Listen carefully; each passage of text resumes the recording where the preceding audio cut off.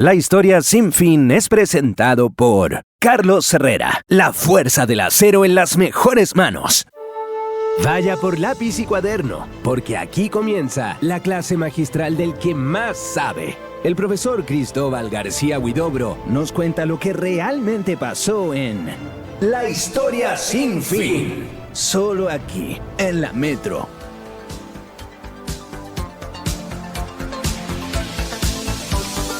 ¿Qué tal? Muy buenas tardes, bienvenidos a este lunes 23 de marzo de La historia sin fin. ¿Saben qué? Me voy a poner a calcular cuántos capítulos llevamos. Voy a ver cuántos capítulos llevamos, así voy a llevar la cuenta. Así, bienvenidos al capítulo 784 de La historia sin fin. No, pero, no, sí, oye, llevamos casi 3 años al aire. En octubre cumplimos, en octubre cumplimos 3 años al aire. 23 de octubre. Oh, ya falta todavía, faltan 9 meses, ya quiero que termine el año, quiero irme de vacaciones, marzo ha tenido 79 días, pero bueno, en fin, les doy la bienvenida a todos y cada uno de ustedes, amantes de la historia, que es su programa, donde nos juntamos los que adoramos a la diosa Clio. Bueno, en realidad no es diosa, es musa, es la musa, tú sabes, la musa de la historia, así que bienvenidos sean todos a través de las distintas señales de la radio, de Arica, Punta Arenas, también a través de nuestras señales de streaming en la metrofm.cl y nuestro canal de YouTube, la Metro TV, a todos los que nos escuchan y nos ven en nuestro canal, en el canal 194 de Zapping, y por cierto, a los fieles seguidores de este programa a través de su podcast La historia sin fin en Spotify. Oigan, hoy día llegué artístico, hoy día llegué amante del arte, y hoy día vamos a estudiar uno de los grandes cultores, de los más grandes artistas del siglo XX, un hombre onírico, un hombre absoluto y completamente fuera de este mundo, una persona total y completamente excéntrica. Hoy día les quiero hablar de Salvador, Domingo, Felipe, Jacinto, Dalí y Domenech. Les quiero hablar del gran Salvador Dalí, uno de los grandes pintores de la escuela surrealista, un personaje en sí mismo particularmente curioso, un hombre totalmente fuera de sí, porque creo que era raro Dalí, pero no importa, un hombre de un talento fascinante. Así que acompáñenme el día de hoy a estudiar la vida y obra del gran Salvador Dalí, Salvador Domingo, Felipe, Jacinto, Dalí y Domenech, acá en La historia sin fin. A ver, primero lo primero. Déjenme contarles una anécdota. Ustedes saben, bueno, de hecho ya salió el tráiler de la tercera parte y final de Duna, ¿no? De Dune, de Villeneuve, que no sé, no me gusta mucho que la tercera parte sea una mezcla del libro 1 y el libro 2 y libro 3 de Mesías de Duna y Hijos de Duna. Ok, niños de Duna. Además, encima que Denis Villeneuve se pegó unas patinadas en la última película. Y parece que estaba a tener harta creatividad, ¿ya? Pero ustedes saben que antes de esa película hubo una serie que se transmitía por Fox. Antes de eso hubo una película de David Lynch que era muy loca, muy rara, pero buena. Y antes de David Lynch, Alejandro Jodorowsky quiso hacer Duna. De hecho, hay un documental que se llama La Duna de Dune, La Duna de Jodorowsky, y que, bueno, aquí vamos a andar con cosas, tomaba un poquito el material de Frank Herbert y después se pegaba una volada más o menos grande, pero Jodorowsky estaba obsesionado que Salvador Dalí fuera el emperador del universo conocido, Shaddam IV, el emperador Padishah, ¿no es cierto?, que salen las obras de Herbert. Bueno, Jodorowsky estaba absoluto y completamente obsesionado con que Dalí fuera el emperador. El tema es que Dalí quería cobrar $1 millón diario por una semana de trabajo, que iban a hacer todas sus escenas, porque el emperador no aparece mucho en ¿cómo se llama? En Duna, para que van a andar con cosas, o sea, los libros, ¿no? Aparece como al inicio y al final, más o menos, ¿ya? Entonces, salía carísimo. Sí, creo que el presupuesto de la obra era en total como 30 millones o 20 y tantos millones, de la época, porque estamos hablando de una película de los años 70, Dalí iba a cobrar 7 palos verdes solo por estar ahí, que por lo demás, si lo traemos a valor comparador de hoy día, un zurral de plata. Pero bueno, excéntrico el hombre, y que además se creyó el cuento de principio a fin de su propia genialidad, que lo era. Así que, bueno, cómo no partir efectivamente este capítulo sobre Dalí contándoles esta anécdota de los 7 millones de dólares por una semana de trabajo que quería cobrarle al pobre Jodorowsky, pobre Joda. En fin, evidentemente está de más decir que la Duna de Jodorowsky nunca se hizo, pero H.R. Giger participó del storyboard, se hicieron los disfraces, etcétera, los dibujos, pero bueno, ¿qué habría sido de esa Duna de Jodorowsky? Pero bueno, a ver. ¿Cuándo viene Dalí al mundo? Un 11 de mayo del año 1904, venía de una familia acomodada de provincia.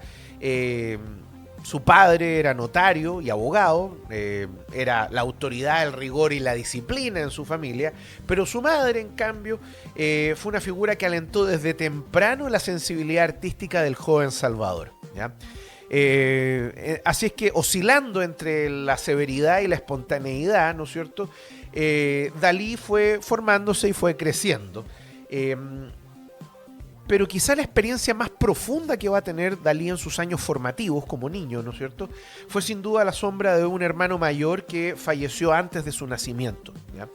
También se llamaba Salvador, y de hecho Dalí se llama así precisamente en honor a su hermano, y era muy común que las familias, si perdían un niño, ¿no es cierto?, al siguiente le pusieran el nombre del fallecido, o incluso ni siquiera al siguiente, pasaran algunos niños, pasar algún tiempo y le ponían el nombre del fallecido, cosa que igual es tétrico. La familia, de hecho, le transmitió al niño la idea de que él venía a ocupar el lugar del muerto. No muy bueno, háblenme de sesiones de terapia, pero bueno. E incluso llegó a ser conducido a la tumba de ese hermano para escuchar que era su reencarnación. La mamá de Dalí le patinaba un poco, hay que decirlo. Aquella escena, ¿no es cierto?, que va más allá de la anécdota, va a ser parte del núcleo psicológico más duradero de Dalí. Dalí creció, de hecho, bajo la impresión de ser el mismo él y al mismo tiempo otra persona, su hermano, ¿no? Y de hecho que en el fondo él era el sustituto, la rueda de repuesto frente a una pérdida grande que había tenido su familia. Por lo tanto, no es raro que en la época ya de madurez de Dalí esto se tradujera, ¿no es cierto?, en una imaginería obsesionada con lo doble, ¿no?, con las metamorfosis, las apariciones, ¿no?, y las realidades equívocas, con lo onírico también, ¿no? Durante la infancia, ¿no es cierto?, y adolescencia temprana, de hecho, Dalí va a crecer en una zona llamada Cadaqués, ¿no?, donde el lugar va a representar o desempeñar un papel sumamente importante en la vida de Dalí. Ahí va a descubrir no solamente una naturaleza luminosa, ¿no es cierto?, llena de colores que el mismo Dalí va a adoptar en sus pinturas y en su arte, sino que además durante ese periodo la familia de Dalí va a entrar en contacto de amistad con un connotado pintor llamado Ramón Pichot, y que va a ser el mismo Pichot el que va a tomar a Dalí bajo su ala, ¿no es cierto?, y lo va a aproximar al arte contemporáneo y lo va a poner indirectamente en dirección, eventualmente cuando sea más grande, en la Ciudad Luz, ¿no es cierto?, rumbo a la Ciudad Luz, a París, donde convivían las vanguardias de la época y donde van a subsistir esas vanguardias durante décadas. El padre de Dalí, atendiendo a estas inclinaciones y asustado por las inclinaciones, de todas maneras dijo: si no puedo evitar que mi hijo sea pintor o sea artista, entonces quiero que sea el mejor artista. Y por eso lo va a enviar a clases de dibujo y de pintura. Poco tiempo después, ya adolescente, Dalí va a participar en exposiciones colectivas y empezó a mostrar una precoz ambición intelectual, precisamente en el mundo de lo artístico, ¿no? Ilustraba revistas estudiantiles, pagado. Ahí empezó Dalí a juntar platita. Siempre el tema de la plata va a ser importante para Dalí, a pesar de que no venía un trasfondo de pobreza. Escribía textos, comentaba a maestros de la pintura occidental. Se convirtió en un fanático de la pintura renacentista, y de hecho algo de eso vamos a ver en su propia ¿cómo se llama?, producción pictórica, ¿no? Desde muy temprano, Dalí no solamente va a ser un cabro, un muchacho dotado para el dibujo, sino también alguien que deseaba introducirse en una tradición artística mayor y convertirse él quizá en un gran nombre dentro de la, ¿cómo se llama?, dentro de la pintura. Un momento que va a impactar mucho la vida de Dalí va a ser cuando a los 17 años va a perder a su madre en 1921. Él mismo dijo en distintos momentos de su vida que fue el golpe más duro que jamás había vivido. La desaparición de esa figura protectora, cariñosa, un tanto loquilla, lo voy a decir de esa forma, lo dejó emocionalmente expuesto frente a un padre que era duro, disciplinado, que sí quería fomentar el talento artístico de su hijo, pero bajo los parámetros del padre y no de los del hijo. Y de hecho, quizá él se va a armar un conflicto más grande con el padre cuando éste contraiga matrimonio nuevamente con su tía, en el fondo, con la hermana de su madre fallecida. La herida afectiva que va a provocar en Dalí esa pérdida y la tensión consiguiente con la autoridad paterna, en el fondo, también va a ser importante en el trasfondo emocional de Dalí, transformando también su personalidad en una muy notable, teatral, desafiante, hipersensible muchas veces, y al mismo tiempo ferozmente empeñada en afirmarse. Para 1922, Dalí, que ya tenía 18 años, se traslada a vivir a Madrid para estudiar en la Real Academia de Bellas Artes. Se instaló en una residencia de estudiantes de la academia, ¿no es cierto?, que era uno de los núcleos más fecundos de la vida intelectual madrileña. Y esta etapa va a ser fundamental porque en ese ambiente, ¿no?, de discusión, de modernidad artística, en fin, de intercambio cultural, Dalí va a ir curtiendo su propio estilo, ¿no? Allí va a atraer la atención no solamente por su indumentaria, era un dandy nuestro querido Dalí, un hombre siempre vestido a la moda, pero muy excéntrico, pero también por la seriedad e incluso obsesión con la que exploraba los lenguajes de las vanguardias artísticas de la época. En esta época va a entrar en contacto con el cubismo, ¿no es cierto?, que estaba muy en boga, uno de sus principales, ¿no es cierto?, de grandes exponentes va a ser otro español, Pablo Ruiz Picasso, ¿no? Y aunque de manera inicial, ¿no es cierto?, su acercamiento al cubismo va a ser muy potente, eventualmente lo va a terminar soltando, ¿no? No había muchos cubistas tampoco en España, así es que, ni menos en Madrid, así es que en ese sentido no hubo mano ahí y Dalí decidió seguir explorando otros caminos, ¿no?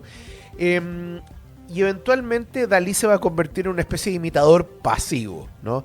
Desde el comienzo muestra una capacidad para absorber influencias, reelaborarlas, trasladarlas a un estilo personal, y desde ese intento ecléctico muy notable desde un inicio, empieza él a crear de esa base un estilo propio, ¿ya?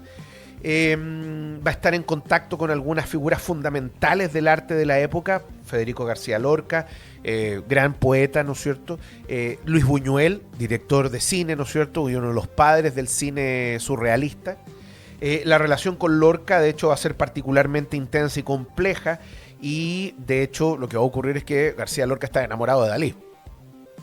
Era homosexual y se enamora, se infatúa con Dalí, pero Dalí nunca lo pescó ni en bajada, y de hecho, en el fondo, aparentemente Dalí disfrutaba de las grandes discusiones intelectuales que tenía con García Lorca, especialmente porque García Lorca era un hombre que había abrazado las ideas de la extrema izquierda desde muy temprano.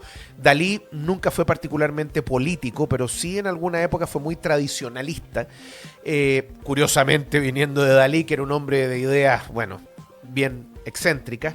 Pero esa relación y esa tensión va a ser bastante fértil en el arte de Dalí y en la poesía de García Lorca, pero claro, García Lorca quería algo más y Dalí nunca se lo dio. Para 1924, ¿no es cierto?, Dalí va a tener un pasar curioso por la cárcel. Lo van a detener en 1924 por, en realidad, un malentendido. Va a pasar un tiempo en prisión, pocos días en todo caso, y esto lo va a crear, va a llevarlo a querer exacerbar esa imagen de artista incómodo, que más encima había sido sometido a prisión. Bueno, entonces, con mayor razón Dalí quería llevarle la contra al mundo en esa época. Pero para el año 26, ¿ya?, Dalí va a decidir romper con la Academia de Bellas Artes. Va a ser expulsado, ¿no es cierto?, poco antes de sus exámenes finales, tras sostener que nadie allí estaba en condiciones de examinarlo. Bueno, señor Dalí, si ninguno de nosotros puede examinar a su majestad, entonces ahí está la puerta, váyase. Y lo terminan expulsando. Se le consideró soberbio a Dalí. También hay otros que lo han leído como una especie de declaración programática. Me recuerda un poco a Huidobro, ¿no? Y al creacionismo, donde el poeta es un pequeño dios. Bueno, Dalí consideraba que era un superhombre y un gran dios, ¿no es cierto?, en el arte. De hecho, abandonando la academia el año 26, decide marchar a la meca de las vanguardias, a la capital de lo moderno, la ciudad de París. Y de hecho ya en 1926 allí se encontraba, iba a tener contacto con Pablo Picasso, ¿no es cierto?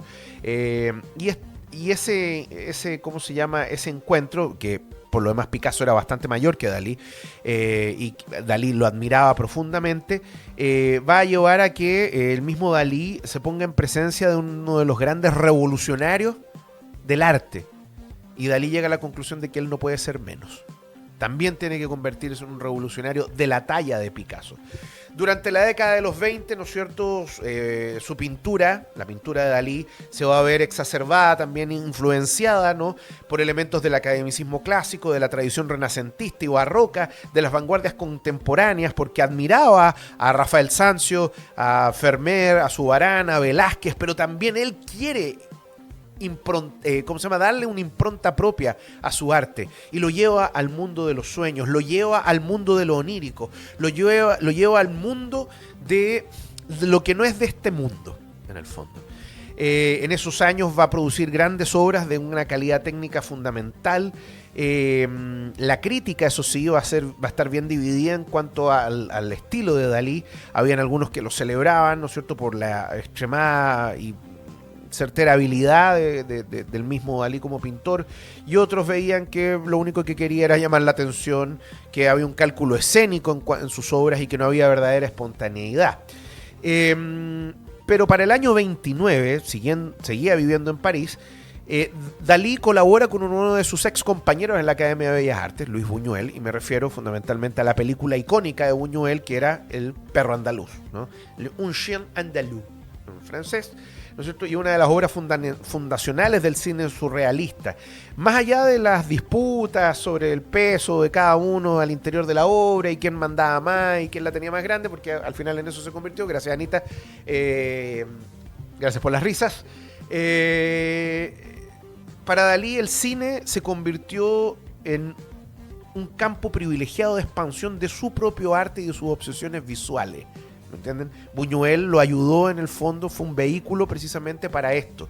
De hecho, ese mismo año, 1929, va a conocer a Elena Ivanovna Diakonova, más conocida como Gala, su musa.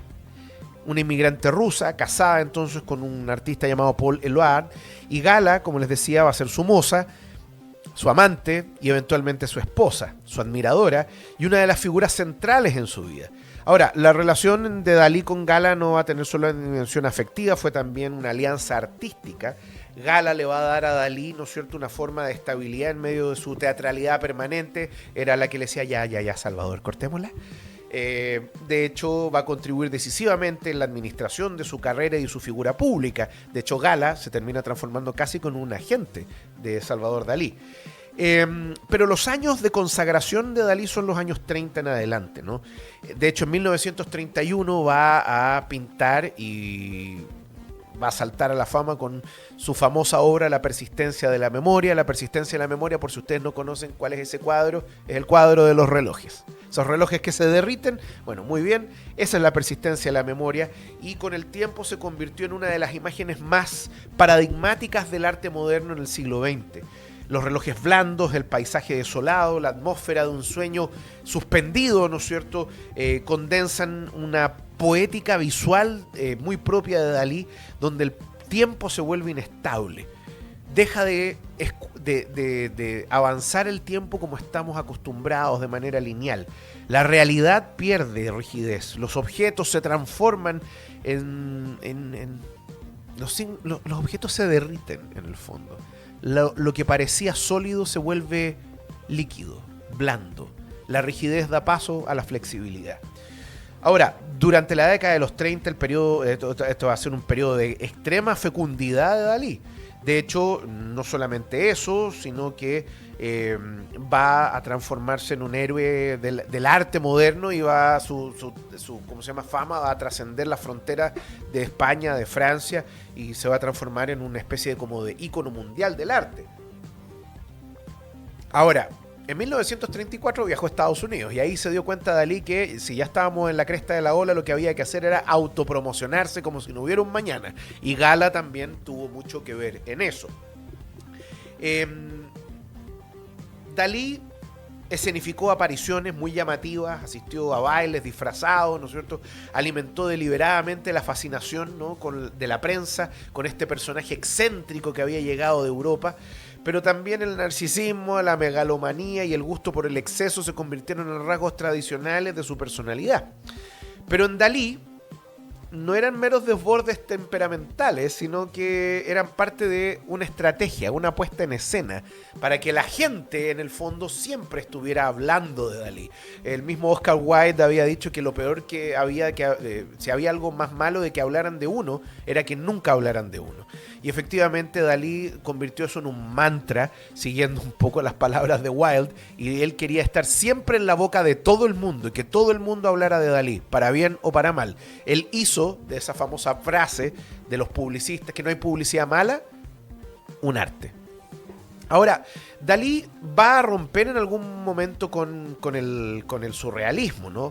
En 1934, ¿no es cierto?, va a terminar siendo expulsado del grupo de los surrealistas, fundamentalmente porque André Breton, ¿no es cierto?,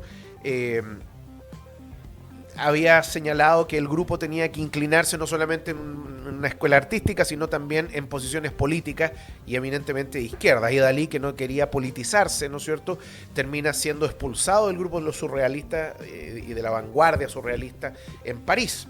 De hecho, Dalí, cuando lo echan, ¿sabes qué fue lo que dijo Anita? Yo soy el surrealismo. ¡Qué grande, man! ¡Qué grande Dalí! Pero bueno, más allá de su arrogancia, que era parte de su puesta en escena también, Dalí había llevado algunos procedimientos de la pintura surrealista a un grado de popularidad excepcional, y sí, el surrealismo se hizo famoso en parte precisamente por el gran Salvador Dalí. Mientras la guerra devastaba Europa a finales de los 30 y principios de los 40, Dalí, de hecho, se decide se va a los Estados Unidos con su mujer, con Gala. Y ahí van a permanecer durante 8 años, desde 1940 a 1948. El arte de Dalí, que surge en esta época, va a ser muy cuestionado, pero al mismo tiempo va a ser del más prolífico periodo y más fértil de Dalí. De hecho, en Nueva York y en otros espacios norteamericanos trabajó como ilustrador de clásicos, colaboró con Alfred Hitchcock, ¿no es cierto?, en la célebre secuencia onírica de Spellbound, gran película de Hitchcock, y también emprendió con Walt Disney el proyecto Destino, una película que finalmente nunca se llegó a completar porque Disney dijo, me parece que esto es muy loco, así que dejémoslo hasta acá.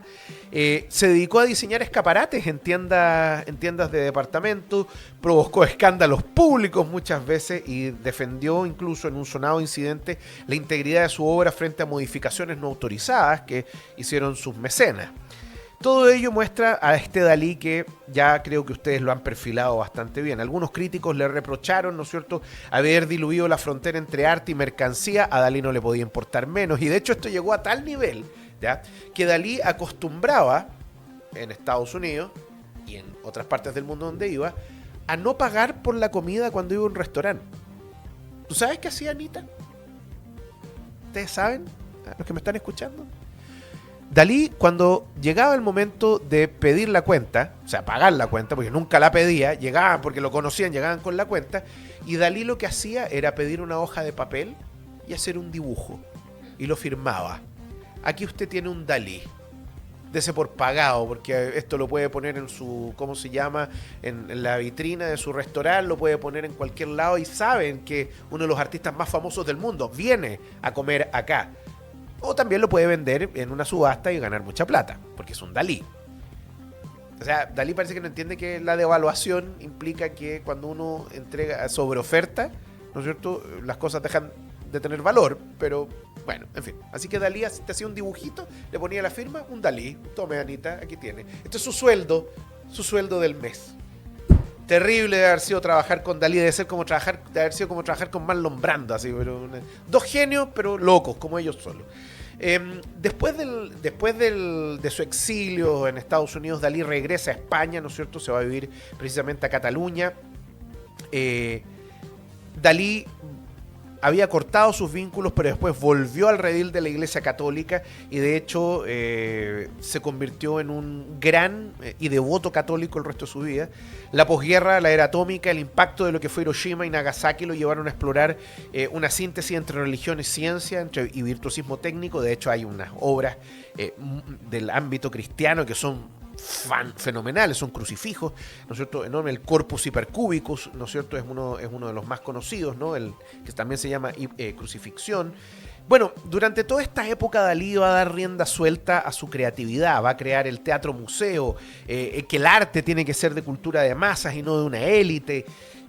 En el fondo, Dalí va a ser un hombre notable, equívoco muchas veces, víctima de su propia creación, ¿ya? Eventualmente, tú sabes que a Dalí lo van a ennoblecer, se va a convertir en marqués, ¿ya? El rey Juan Carlos I de España le va a dar el título, ¿no es cierto?, de marqués. Dalí cultivó durante toda su vida esa ¿cómo se llama? ¿Cómo decirlo? Esa imagen, ¿no? El bigote teatral, siempre con capa, con bastón, un tono muy solemne al hablar. Si tú lo miras, hablaba así, muy afectado. La costumbre de hablar, él hablaba de sí mismo en tercera persona. Salvador Dalí ha pintado un cuadro y Salvador Dalí reprocha a Salvador Dalí por haberlo pintado. Qué sé yo. Bueno, se va a convertir él mismo en arte performativo, ¿ya? Hacia finales de la década de los 70 y principios de los 80, la salud, ¿no es cierto?, de Dalí se va a ir quebrantando. Entre medio, en 1982, pierde a Gala, su mujer, y esto lo afectó profundamente y terminó con una depresión muy dura, ¿ya? En ese mismo año 82, como les contaba, Juan Carlos I lo nombró marqués de Dalí, y en 1988 sufrió un fallo cardíaco que llevó a que finalmente fuera visitado por el rey porque le habían dicho que estaba desahuciado. Y así va a ser que a inicios del año 89, el 23 de enero de 1989, yo me acuerdo de esto, de haberlo visto, de las noticias, murió en Figueras, su ciudad natal. Mientras moría, justo antes de empezar la agonía, que fue muy breve, fueron cosa de minutos, Dalí pide que le pongan Tristán e Isolda de Wagner. Eventualmente, mientras él muere, esa música apoteósica de Wagner, ¿no es cierto?, lo despide de este mundo.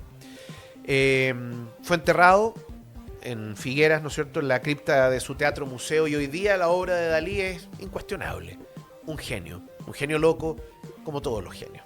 Bueno, nos tenemos que ir y nos vamos, pero no nos vamos sin antes de hablar de nuestros amigos de Carlos Herrera, porque ustedes lo saben, hablar de acero en Chile es hablar de Carlos Herrera, quienes por más de 75 años han estado presentes en las grandes obras que levantan a nuestro país, entregándonos soluciones sólidas, seguras y confiables a distintos aspectos de la economía, a la industria, a la construcción, la salmonicultura y también a cada hogar que busca calidad y protección. Su nombre es sinónimo de confianza, experiencia y un compromiso inquebrantable con sus clientes. Descubran su trayectoria en www.carlosherrera.cl, porque Carlos Herrera es la historia del acero en Chile. Y este programa de La Historia Sin Fin ha terminado como día lunes, pero nos vemos mañana. Nos vemos mañana, si Dios quiere, acá en La Metro. Que les vaya muy bien. Chau. Este capítulo de La Historia Sin Fin ya es historia. Súmate a la clase del profesor Cristóbal García Huidobro de lunes a viernes a las 3 de la tarde. En La Historia Sin Fin. Solo aquí, en La Metro. La historia sin fin fue presentado por Carlos Herrera, la fuerza del acero en las mejores manos. Las opiniones vertidas en este programa son de exclusiva responsabilidad de quienes las emiten y no representan necesariamente el pensamiento de la Metro.